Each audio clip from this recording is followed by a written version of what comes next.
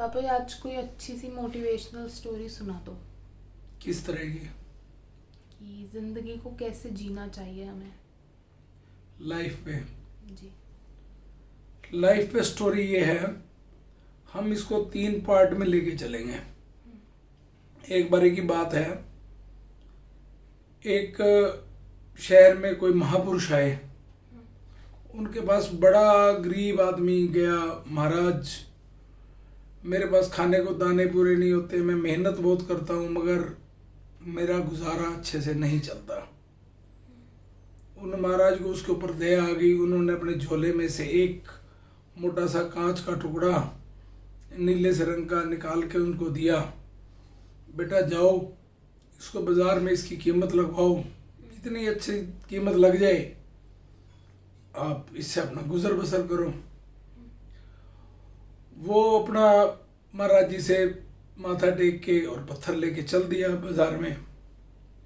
सबसे पहले उसका कोई जानकार सब्जी बेचने वाला दोस्त था, उसके पास गया। उसने उसको पत्थर दिखाया तो उसने कहा बहुत चमकने वाला पत्थर है, बहुत सुंदर पत्थर है, तो क्या आप इसे बेचना चाहते हो? उसने कहा हाँ मैं बेचना चाहता हूँ, इसकी कीमत बताओ। उस सब्जी वाले ने उस पत्थर की कीमत 1000 रुपये बताई। उसने वो पत्थर लिया, कुछ और आगे चला गया, बर्तनों की दुकान पे चला गया जो उसका जानकार था। बर्तन वाले को फिर उसने पत्थर दिखाया। बर्तन वाले ने देखा बड़ा चमकदार पत्थर है, मैं इसे 10,000 रुपये दे दूंगा। उसने कहा कि पहले आदमी को दिखाया उसने 1000 रुपये कहे, दूसरे आदमी को दिखाया तो उसने 10,000 रुपये कहे, इसका मतलब इस पत्थर की कीमत कुछ और ही ज़्यादा है। वो उस पत्थर को लेके सुनार के पास चला गया। जब सुनार के पास गया, सुनार ने देखा, सुनार कहने लगा इसकी कीमत मैं आपको 1,00,000 रुपये दे दूंगा। उसने कहा 1000 रुपये, 10,000 रुपये, 1,00,000 रुपये, इसका मतलब ये तो कोई बेशकीमती पत्थर है। वो उसको लेके और हीरे जवाहरात वाले व्यापारी के पास चला गया।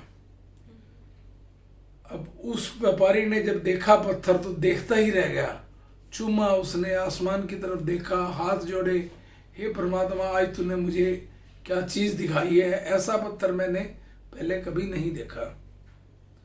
तो उसने कहा मैं इसको बेचना चाहता हूँ, आप इसकी क्या कीमत देंगे? जो हीरे का व्यापारी था वो कहने लगा मैं इसकी कीमत यदि मेरा सारा माल असबाब, मकान, धन दौलत भी आपकी सारी चीज़ नाम कर दूं तो भी इसकी मैं कीमत नहीं डाल सकता, इसकी तो इतनी कीमत है। तो इस कथा से ये पता लगता है कि इंसान की अपनी चतुराई, अपना दिमाग यदि कुशल है तो वो किसी भी चीज़ की कीमत किसी के कहने पे ना मानकर और अपनी कुशलता से अपने आप को उस ढर्रे पे रख के देखे कि भाई मैं कितना कुशल हूँ और मेरी कीमत क्या है। तो इस बात से ये शिक्षा मिलती है। तो वो जैसे और आगे चला तो कुछ दूर गया, एक कुआं था। उस कुएं के पास में काफ़ी सारे मेंढक जा रहे थे। जैसे फुदकते हुए जा रहे थे तो उनमें से 2 मेंढक कुएं के अंदर गिर गए। अब कुआं थोड़ा गहरा था, ऊपर से मेंढक नीचे वाले मेंढकों को आवाज लगा रहे थे मत कोशिश करो, इतना फुदक रहे हो, बाहर तो आने से रहे। अब दोनों मेंढक बार बार फिर भी ऊंची ऊंची छलांग लगाने की कोशिश कर रहे थे। जब एक मेंढक ने ऊपर से आवाज़ सुनी, भाई वो ठीक कह रहे होंगे, वो अपना मन मार कर उस कुएं का होकर नीचे बैठ गया। मगर जो दूसरा मेंढक था वो ज़ोर ज़ोर से फुदक रहा था, ज़ोर ज़ोर से ऊंची छलांगे लगा रहा था। ऊपर से फिर भी उनके दोस्त जो मेंढक थे उसको बार बार कह रहे थे भाई मत फुदक, इतना ऊंचा तू बाहर नहीं आ सकता, एवं तू छलांगे लगाई जा रहा है। मगर वो फिर भी छलांगे लगाई जा रहा था। वो कोशिश करता रहा, अंततः उसकी एक छलांग ऐसी लगी कि वो कुएं से बाहर आ गया। जब वो कुएं से बाहर आया तो उनके सभी दोस्तों ने पूछा तूने तो बड़ी हिम्मत की, तू कुएं से बाहर आ गया। मगर वो अपने कान से बहरा मेंढक था, जो बाहर वालों की सुन ही नहीं रहा था।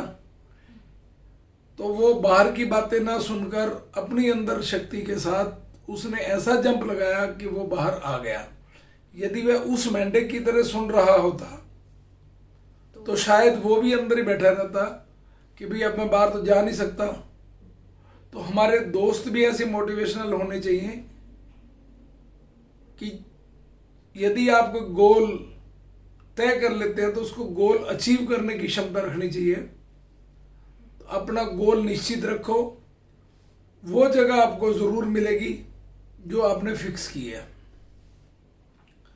कुछ और आगे चलकर कुछ दिन बीते तो उसने देखा एक बड़ का पेड़ था। उस बड़ के पेड़ के ऊपर एक चील का घोंसला था और उस बड़ के नीचे मुर्गी रहती थी। तो उस बड़ के नीचे जो मुर्गी रहती थी वो मुर्गी ने अंडे दे रखे थे, उसके ऊपर मुर्गी बैठती थी। ऊपर से एक दिन चील का अंडा नीचे आकर गिर गया जो मुर्गी के अंडों में मिक्स हो गया। कुछ दिन बड़े, जैसे उसमें से अंडों में से मुर्गी के बच्चे निकले उसी तरीके से वो चील का बच्चा भी निकला। धीरे धीरे वो बच्चा बड़ा होता गया। मुर्गी के बच्चों के अंदर उसी तरह कुड़कुड़ करना, इधर उधर दाना चुगना, उसकी दिनचर्या जैसे माहौल मिला उसी तरीके वो चलता रहा। तो उसका अपना स्वभाव ही उसको नहीं पता लगा कि मैं चील का बच्चा हूं या मेरे अंदर वो क्षमता है जो मैं आसमान को चीर सकूं। जैसे कुछ बड़ा हुआ, उसने एक दिन देखा कि उसके ऊपर से चील बड़ी ऊंची से बड़ी शान से उड़ के जा रही है। तो उसने अपनी माँ, जो मुर्गी रूपी उसकी माँ थी, मुर्गी से पूछा कि भाई ये चिड़िया कौन सी है जो इतना ऊंचा उड़ सकती है। तो मुर्गी ने उसको कहा, तू तो मुर्गी का बच्चा है, तो इतना ऊंचा उड़ान थोड़ी भर सकता है। ये तो चील नाम की चिड़िया है जो पूरा आसमान को नाप देती है। यानी वो मुर्गी के जन्म में आकर मुर्गी ही बनकर मर गया, वो चील नहीं बन सका। जब तक हमारे अंदर अपनी एक हैसियत ये नहीं बता सकती कि मैं ये कर सकता हूं, तुम सबसे बेहतर कर सकते हो, तुम्हारे अंदर परमात्मा ने वो गुण दिए हैं जो आप अपने आप को बहुत बेहतर प्रूव कर सकते हो। सिर्फ इच्छा शक्ति की कमी है। यदि आपकी इच्छा शक्ति जागृत हो गई कि मैंने ये गोल अचीव करना है तो वो गोल अचीव हो जाएगा।